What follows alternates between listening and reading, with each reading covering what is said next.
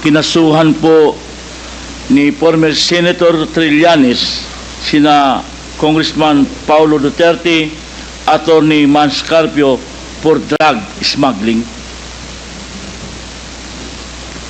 Hindi ho. Pero kung totoong drug smuggling man sila, they should be prosecuted in court. And if convicted, they should serve sentence in jail. Hindi talaga, hindi ko pipigilan yan. Kung anak ko, kung totoo. Ngayon, yung na-reason dito hindi ko kilala itong taong to, forgot his name. Your Honor, if there is an iota of truth, iota lang, baski konti lang, you can find out, may nilagay siya ng records. Now, I'm willing to execute an affidavit or kayo na lang to summon the banks pursuant to my waiver. Kung may totoo lang maski isa, I will hang myself in front of you. You can summon, I will sign a waiver, all banks. Pati yung World Bank ng Amerika. Kung may isang totoo lang nakiting, I will resign and I will ask my daughter to resign and everybody in the family. That is my guarantee. And I will hang myself. Mr. President, Yes, Your Honor. Nalilito na ako kung anong sabihin ko. Pero sabi ko kung if I'm lying or if my statements are falsely stated, or if there is an iota of magbigti ako.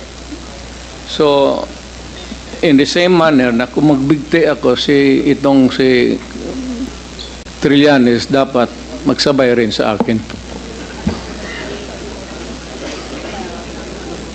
okay, duly noted of your thoughts, Mr. President. Former Senator Trillanes, you're recognized. Maraming salamat, Mr. Chairman. Ito pong dokumentong ito po yung naging basis ko nung plunder case na final ko kay Duterte noong 2016. At ito po ay inimbestigahan ng Ombudsman at ang Deputy Ombudsman Arthur Carandang, and I think the Quadcom can invite him. Siya ang nag-conduct ng investigation. Humingi siya ng dokumento sa AMLAC at kinonfirm niya. And because of that, tinanggal ni Duterte si Deputy Ombudsman. Now, aside from that, so pwede natin, suggested by Chairman Paduano, na yung AMLAC mismo, unless, since hindi naman na siya incumbent, pwedeng ma-access yun with the waiver. Pero we've been there before. Nagsabi na yan siya na magbibigay siya ng waiver. Puro bluff yan.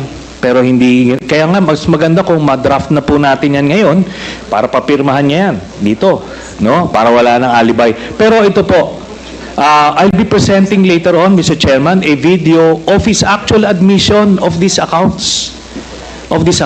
No? So, ito naman pong mga cheque na in-encash, in-extract lang namin from that long list. Mga managers' checks po yan, hindi nawawala sa system po yan. And later on,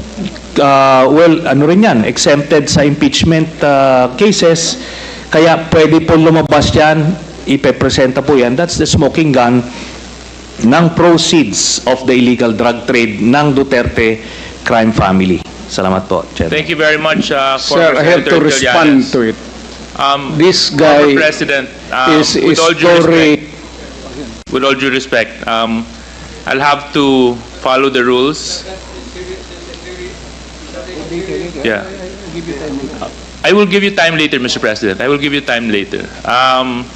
just so that we can put to rest this issue of waivers, because it's been going back and forth.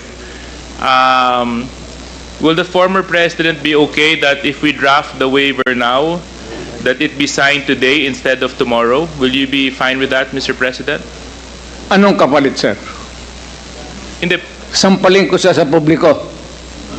hindi, wala naman. Ngayon na. Wala pong ganunan. Mr. Chairman. I'll give you a, no. Sasampalin ko sa Mr. Chairman. Session suspended.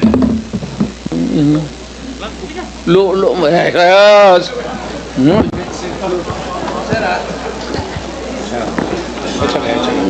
Sabi